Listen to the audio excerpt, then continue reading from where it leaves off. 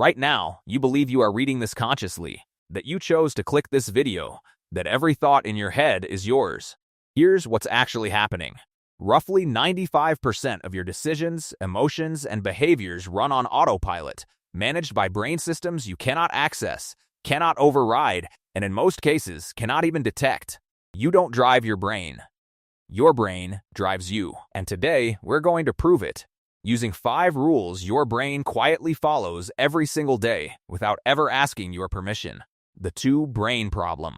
In 2002, psychologist Daniel Kahneman won the Nobel Prize, not in neuroscience, not in medicine, but in economics, because he proved something so fundamental about human thinking that it shook the entire field of rational decision-making. He discovered you don't have one brain.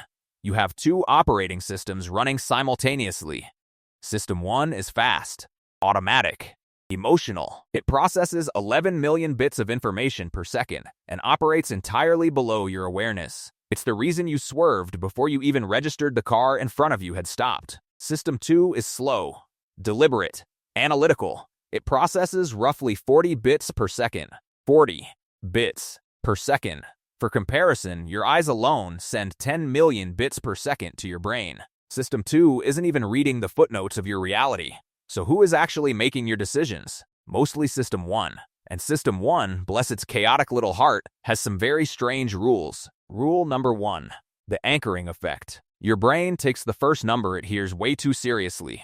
In 1974, psychologists Amos Tversky and Daniel Kahneman ran a beautifully simple experiment. They had participants watch a wheel spin, rigged to land on either 10 or 65. Completely random, meaningless, just a number. Then they asked, what percentage of African countries are in the United Nations? The people who saw 10 guessed an average of 25%. The people who saw 65 guessed an average of 45%. Same question, same people, same level of knowledge. Completely different answers because of a random number they saw seconds earlier. This is called the anchoring effect, and it is everywhere. It's why a jacket marked down from $500 to $200 feels like a deal, even if the original price was made up. It's why salary negotiations almost always favor whoever names a number first. It's why you tip based on the total bill, not the quality of service. Your brain grabbed the first anchor it found and built an entire reality around it. Rule number 2. The spotlight effect. Your brain thinks everyone is watching you. They're not.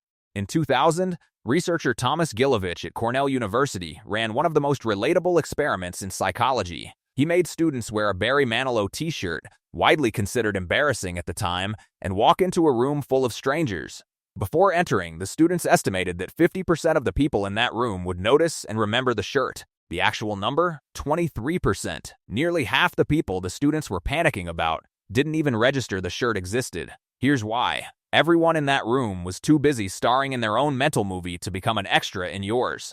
Your brain assigns a spotlight to yourself that simply doesn't exist in the real world. The bad haircut you couldn't stop thinking about at work, your colleagues were thinking about their own bad haircut. The email you sent with a typo, nobody read it twice. The awkward thing you said in 2014, it lives rent-free in your brain only. We're halfway through, and here's the uncomfortable part. Knowing these rules doesn't make you immune to them. Even Kahneman himself admitted he still falls for his own biases. But naming the trap is the first step to choosing your response. So let's keep going. Rule number 3. Confirmation bias. Your brain is a lawyer, not a scientist. A scientist starts with a question and follows the evidence. A lawyer starts with a conclusion and finds the evidence to support it. Your brain is a lawyer. Confirmation bias, first rigorously described by psychologist Peter Wason in 1960, is your brain's tendency to search for, favor, and remember information that confirms what you already believe, while quietly dismissing everything that contradicts it. Wason gave people a simple pattern, 2, 4, 6, and asked them to figure out the rule behind it. Most people immediately guessed even numbers ascending and then only tested sequences that confirmed this guess. 4, 8, 12, 10, 20, 30, 100, 200, 300. The actual rule? Just any 3 ascending numbers. But almost nobody tested sequences that could prove themselves wrong. This is your brain on confirmation bias. You don't explore reality, you curate it. Rule number 4. The Dunning-Kruger Effect. The less you know, the more confident you feel.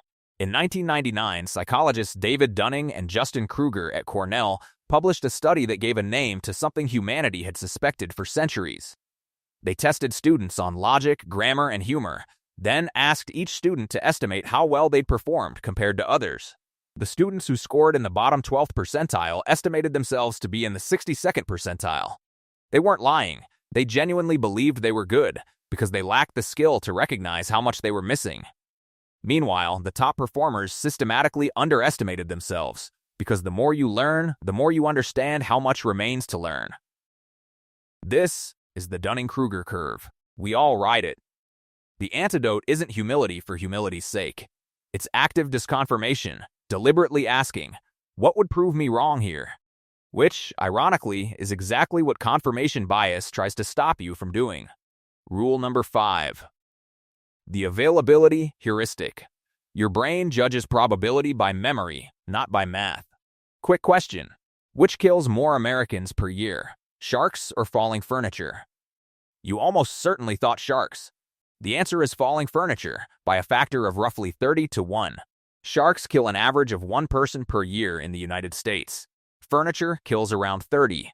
But sharks are dramatic. Sharks appear in movies. Sharks travel up the news cycle. Your brain files them under extremely dangerous because the memory is vivid, not because the risk is high. This is the availability heuristic, identified by Tversky and Kahneman in 1973. Your brain's shortcut for estimating probability. How easily can I picture it? It's why people fear flying after a crash and drive more, despite flying being statistically 95 times safer per mile. It's why we worry about the rare and spectacular, and ignore the common and invisible. Your brain isn't calculating probability. It's running a memory search and returning the most dramatic result. So here's the summary of what your brain has been up to this whole time. It anchors to the first number it encounters, even a random one. It spotlights you in a room that's not watching. It confirms what you already believe and discards the rest.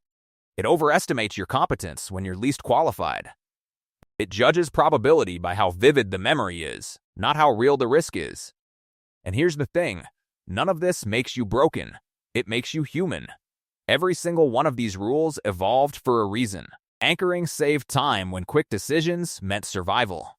The spotlight effect kept early humans socially aware of their tribe. Confirmation bias conserved mental energy. These were features, not bugs. But we're not in caves anymore. We're in a world full of engineered prices, curated news feeds, and social media built to exploit every one of these shortcuts. The question isn't whether your brain has rules. It does. It always will. The question is, now that you know the rules, who's actually playing the game?